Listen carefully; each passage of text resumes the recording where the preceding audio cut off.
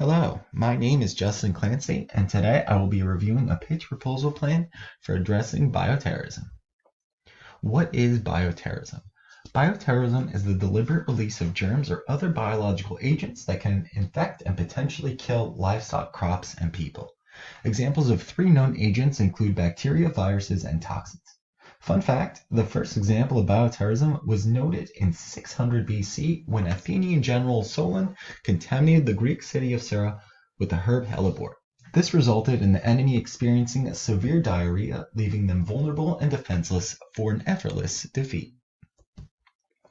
While bioterrorism is not necessarily at the top of the list in terms of annual death rate, it still poses a potential threat to the public, as well as many other challenges to address.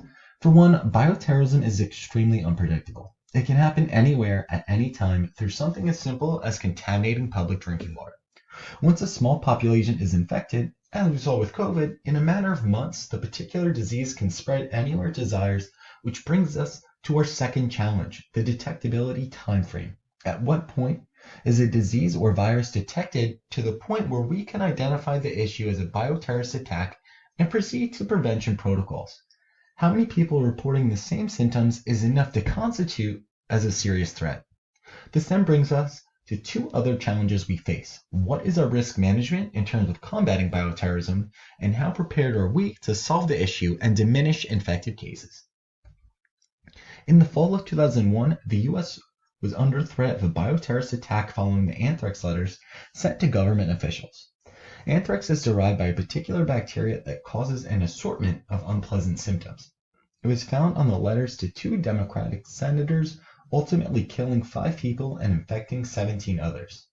Since then, the US has been investing in prevention strategies. This has included the involvement of the CDC, the Department of Health and Human Services, and the Environmental Protection Agency, which all increased funding from $50 million in 2000 to $1 billion in 2002.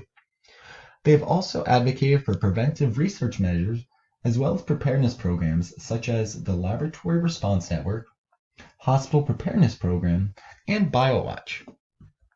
In 2014, Oliver Grundmann assesses the current state of bioterrorism and the surveillance and preparedness of the United States. This chart represents the breakdown of 3 separate categories that make up our bioterrorism prevention and surveillance approach, which include risk assessment, risk management, and risk communication. In terms of risk assessment, the CDC has categorized similarities between different biological agents. Some of these traits include emerging infectious diseases, easily transferable from person to person, potentially high mortality rates, and can be easily produced. Risk management relies heavily on prevention and preparedness. If prepared, the spread will not be as common and naturally more easily preventable.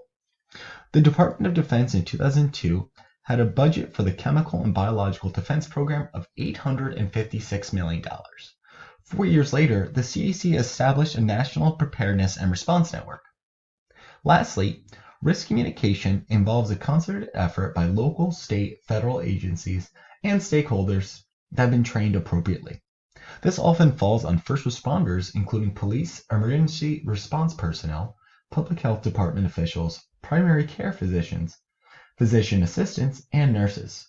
Overall, due to the unpredictability, preventing a bioterrorist attack 100% is not a feasible task. However, as demonstrated, with proper funding and attention, prevention and preparedness protocols can be established to limit and manage risk as necessary. These are the references used throughout this presentation. Thank you for your time.